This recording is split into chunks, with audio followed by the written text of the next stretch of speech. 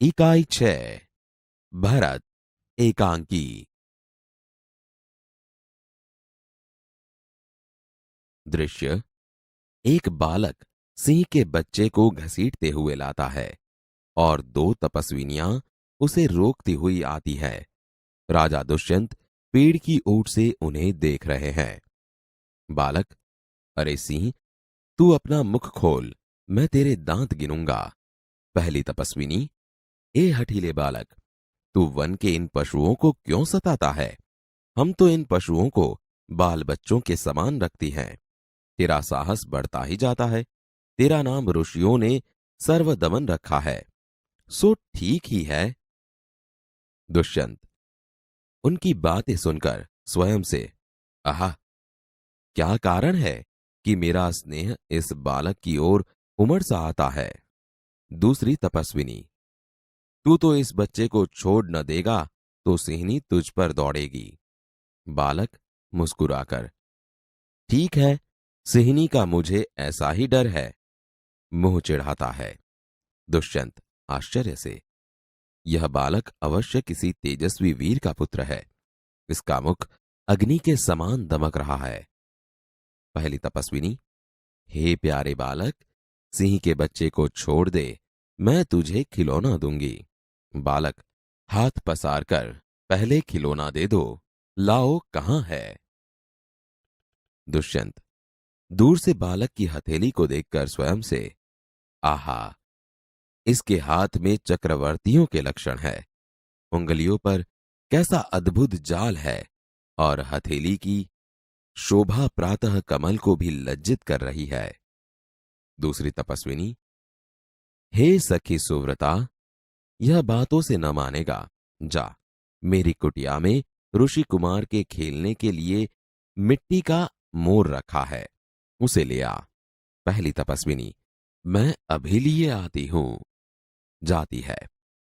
बालक, तब तक मैं इसी सिंह के बच्चे के साथ खेलूंगा। यह कहकर तपस्विनी की ओर देखकर हंसता है। दुष्यंत, आप ही आप, इस सुंदर बालक से खेलने को मेरा मन कैसा ललचाता है। आह भरकर, धन्य है वे मनुष्य जो अपने पुत्रों को गोद में लेकर उनके अंग की धूलि से अपनी गोद मैली करते हैं और पुत्रों के मुख अकारण हंसी से खुलकर उज्जवल दांतों की शोभा दिखाते और तुतले वचन बोलते हैं। दूसरी तपस्विनी, क्यों रे ढीठ, तू मेरी बात कान नहीं धरता? इधर उधर देखकर, कोई ऋषि कुमार यहां है? दुष्यंत को देखकर, हे महात्मा, तुम ही आओ और कृपा करके इस बलि बालक के हाथ से सिंह के बच्चे को छुड़ाओ। दुष्यंत, अच्छा। बालक के पास जाकर और हंसकर, हे ऋषि कुमार, तुमने तपोवन के विरुद्ध यह आचरण क्यों सीखा है जिससे तुम्हारे कुल की लाज जाती है? यह तो कोई अच्छी बात नहीं है। बच्चे ने सिंह के बच्चे को छोड़ दिया। दूसरी तपस्विनी, हे बड़भागी, यह ऋषि कुमार नहीं है। दुष्यंत, सत्य है, उसके काम ही ऐसे साहस के हैं, यह ऋषि कुमार नहीं जान पड़ता। परंतु मैंने तपोवन में वास देखकर इसे ऋषिपुत्र जाना था। बच्चे की हथेली को अपने हाथ में लेकर स्वयं से, आहा, जब इसका हाथ छूने से मुझे इतना सुख हुआ है तो जिस बड़भागी का यह बेटा है उसे कितना हर्ष होता होगा। दूसरी तपस्विनी दोनों की ओर देखकर, बड़े अचंभे की बात है। दुष्यंत, तुम्हें क्यों अचंभा हुआ? दूसरी तपस्विनी, इसलिए हुआ कि इस बालक की और तुम्हारी सूरत बहुत मिलती है और तुम्हें जाने बिना भी इसने तुम्हारी बात मान ली। दुष्यंत बच्चे को गोद में उठाकर, हे तपस्विनी, जो यह ऋषि कुमार नहीं है तो किस वंश का है? दूसरी तपस्विनी, यह पुरुवंशी है। दुष्यंत स्वयं से, इसलिए इसकी सूरत मुझसे मिलती है। बच्चे को गोद से उतारकर, पुरुवंशियों में यह रीति तो निश्चित है कि युवा अवस्था में वे महलों में रहकर पृथ्वी की रक्षा और पालन करते हैं और वृद्धावस्था आने पर वन में जितेंद्रिय तपस्वियों के आश्रम में वृक्षों के नीचे कुटी बनाकर रहते हैं।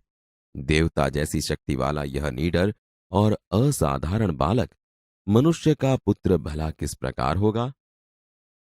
दूसरी तपस्विनी, हे परदेशी, तेरा यह संदेह तब मिट जाएगा जब तू जान लेगा कि इस बालक की मां मेनका नामक एक अप्सरा की बेटी है। उसी के प्रताप से इसका जन्म देव पितर के इस तपोवन में हुआ। दुष्यंत मन में यह तो बड़े आनंद की बात सुनाई। इससे कुछ और आशा बढ़ी। इसकी माता किस राजर्षि की पत्नी है? दूसरी तपस्विनी, जिस राजा ने अपनी विवाहिता स्त्री को बिना अपराध छोड़ दिया है, उसका नाम मैं न लूंगी। दुष्यंत स्वयं से, यह कथा तो मुझ पर लगती है। भला अब इस बालक की मां का नाम पूछूं? पहली तपस्विनी मिट्टी का मोर लेकर आई। पहली तपस्विनी, हे सर्वदमन, यह शकुंत लावण्य देख। बालक बड़े चाव से देखकर, कहां है शकुंतला मेरी माता? दूसरी तपस्विनी हंसती हुई, यहां तेरी माता नहीं है, तुम इस नाम से धोखा खा गए। सर्वदमन, मैंने तो कहा ही था मिट्टी के मोर को देख। दुष्यंत स्वयं से, इसकी मां मेरी ही प्यारी शकुंतला है या इस नाम की कोई दूसरी स्त्री है? यह वृतांत मुझे ऐसे व्याकुल करता है जैसे मृग तृष्णा प्यासे हिरण को व्याकुल करती है। बालक खुश होकर, मुझे यह मोर बहुत अच्छा लगता है, खिलौना ले लेता है। पहली तपस्विनी घबराकर, ओह, बालक की बाह से रक्षाबंधन कहां गया? दुष्यंत, घबराओ मत, जब यह नहर से खेल रहा था तब इसके हाथ से गिर गया था, सो वह पड़ा है, मैं उठाकर तुम्हें दिए देता हूं। उठाने के लिए झुकता है। पहली तपस्विनी, अरे अरे मत उठाओ, इसे मत छूना। दूसरी तपस्विनी, ओह, इसने तो उठा ही लिया। दोनों एक दूसरे को आश्चर्य से देखती हैं। दुष्यंत, यह लो, परंतु यह कहो कि तुमने मुझे इसको उठाने से रोका क्यों था? दूसरी तपस्विनी, इस रक्षाबंधन का नाम अपराजित है। जिस समय इस बालक का नामकरण हुआ था तब महात्मा मरीचि के पुत्र कश्यप ने यह धागा दिया था। इसका गुण है कि कभी यह धरती पर गिर पड़े तो इस बालक के माता पिता को छोड़कर इसे कोई दूसरा न उठा सके। दुष्यंत, और जो कोई उठा ले तो क्या होगा? पहली तपस्विनी, तो यह तुरंत सांप बनकर उसे डसता है। दुष्यंत, तुमने कभी ऐसा होते देखा है? पहली तपस्विनी, अनेक बार।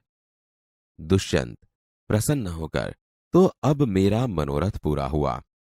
मैं क्यों न आनंद मनाऊं? बालक को गोद में लेता है, पर्दा गिरता है।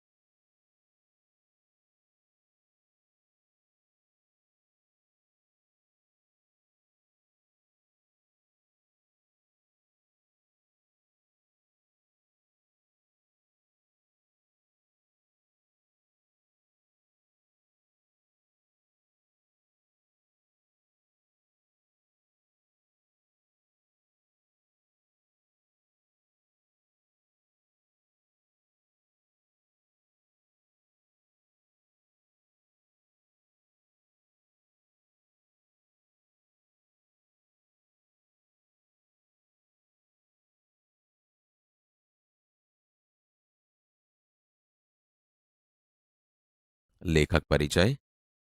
नाम राजा लक्ष्मण सिंह। जन्मस्थान आगरा। जन्मतिथि 1926।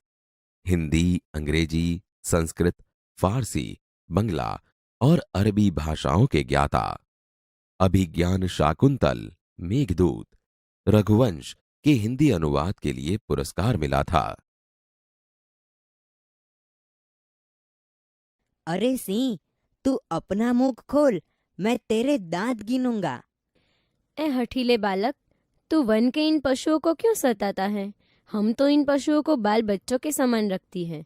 तेरा साहस बढ़ता ही जाता है। तेरा नाम ऋषियों ने सर्वदमन रखा है, सो ठीक ही है। आह, क्या कारण है कि मेरा स्नेह इस बालक की ओर उमड़ा सा आता है? जो तू इस बच्चे को छोड़ न देगा तो सिंहनी तुझ पर दौड़ेगी। ठीक है, सिंहनी का मुझे ऐसा ही डर है। यह बालक अवश्य किसी तेजस्वी वीर का पुत्र है। इसका मुख अग्नि के समान दमक रहा है। हे प्यारे बालक, सिंह के बच्चे को छोड़ दे, मैं तुझे खिलौना दूंगी। पहले खिलौना दे दो, लाओ, कहाँ है? आहा, इसके हाथ में चक्रवर्तियों के लक्षण है। अंगुलियों पर कैसा अद्भुत जाल है और हथेली की शोभा प्रातः कमल को भी लज्जित कर रही है। हे सखी सुव्रता, यह बातों से न मानेगा। जा, मेरी कुटिया में ऋषि कुमार के खेलने के लिए मिट्टी का मोर रखा है, उसे ले आ। मैं अभी लिए आती हूँ। तब तक मैं इसी सिंह के बच्चे के साथ खेलूंगा। इस सुंदर बालक से खेलने को मेरा मन कैसा ललचाता है। धन्य है वे मनुष्य जो अपने पुत्रों को गोद में लेकर उनके अंग की धूलि से अपनी गोद मैली करते हैं और पुत्रों के मुख अकारण हंसी से खुलकर उज्जवल दांतों की शोभा दिखाते और तुतले वचन बोलते हैं। क्यों रे ढीठ, तू मेरी बात कान नहीं धरता? कोई ऋषि कुमार यहाँ है? हे महात्मा, तुम ही आओ और कृपा करके इस बलि बालक के हाथ से सिंह के बच्चे को छुड़ाओ। अच्छा, हे ऋषि कुमार, तुमने तपोवन के विरुद्ध यह आचरण क्यों सीखा है जिससे तुम्हारे कुल की लाज जाती है? यह तो कोई अच्छी बात नहीं। हे बड़भागी, यह ऋषि कुमार नहीं है। सत्य है, उसके काम ही ऐसे साहस के हैं, यह ऋषि कुमार नहीं जान पड़ता। परंतु मैंने तपोवन में वास देख इसे ऋषिपुत्र जाना था। आहा, जब इसका हाथ छूने से मुझे इतना सुख हुआ है तो जिस बड़भागी का यह बेटा है उसे कितना हर्ष होता होगा। बड़े अचंभे की बात है। तुम्हें क्यों अचंभा हुआ? इसलिए हुआ कि इस बालक की और तुम्हारी सूरत बहुत मिलती है और तुम्हें जाने बिना भी इसने तुम्हारी बात मान ली। हे तपस्विनी, जो यह ऋषि कुमार नहीं है तो किस वंश का है? यह पुरुवंशी है। इसीलिए इसकी सूरत मुझसे मिलती है। पुरुवंशियों में यह रीति तो निश्चित है कि युवा अवस्था में वे महलों में रहकर पृथ्वी की रक्षा और पालन करते हैं और वृद्धावस्था आने पर वन में जितेंद्रिय तपस्वियों के आश्रम में वृक्षों के नीचे कुटी बनाकर रहते हैं। देवता जैसी शक्ति वाला यह निडर और असाधारण बालक मनुष्य का पुत्र भला किस प्रकार होगा? हे परदेशी, तेरा यह संदेह तब मिट जाएगा जब तू जान लेगा कि इस बालक की माँ मेनका नामक एक अप्सरा की बेटी है। उसी के प्रताप से इसका जन्म देव पितर के इस तपोवन में हुआ। यह तो बड़े आनंद की बात सुनाई। इससे कुछ और आशा बढ़ी। इसकी माता किस राजर्षि की पत्नी है? जिस राजा ने अपनी विवाहिता स्त्री को बिना अपराध छोड़ दिया है, उसका नाम मैं ना लूंगी। यह कथा तो मुझ पर लगती है। भला अब इस बालक की मां का नाम पूछो। हे सर्वदमन, यह शकुंत लावण्य देख। कहाँ है शकुंतला, मेरी माता? यहाँ तेरी माता नहीं है। तुम इस नाम से धोखा खा गए सर्वदमन। मैंने तो कहा था मिट्टी के मोर को देख। इसकी मां मेरी ही प्यारी शकुंतला है या इस नाम की कोई दूसरी स्त्री है? यह वृतांत मुझे ऐसे व्याकुल करता है जैसे मृग तृष्णा प्यासे हिरन को व्याकुल करती है। मुझे यह मोर बहुत अच्छा लगता है। ओह, बालक की बात से रक्षाबंधन कहाँ गया? घबराओ मत। जब यह नहर से खेल रहा था तब इसके हाथ से गिर गया था, सो वह पड़ा। मैं उठाकर तुम्हें दिए देता हूं। अरे अरे, मत उठाओ, इसे मत छूना। ओह, इसने तो उठा ही लिया। यह लो। परंतु यह कहो कि तुमने मुझे इसको उठाने से रोका क्यों था? इस रक्षाबंधन का नाम अपराजित है। जिस समय इस बालक का नामकरण हुआ था तब महात्मा मरीचि के पुत्र कश्यप ने यह धागा दिया था। इसका गुण है कि कभी यह धरती पर गिर पड़े तो इस बालक के माता पिता को छोड़कर इसे कोई दूसरा ना उठा सके। और जो कोई उठा ले तो क्या हो? तो यह तुरंत सांप बनकर उसे डसता है। तुमने कभी ऐसा होते देखा है? अनेक बार। तो अब मेरा मनोरथ पूरा हुआ। मैं क्यों ना आनंद मनाऊं।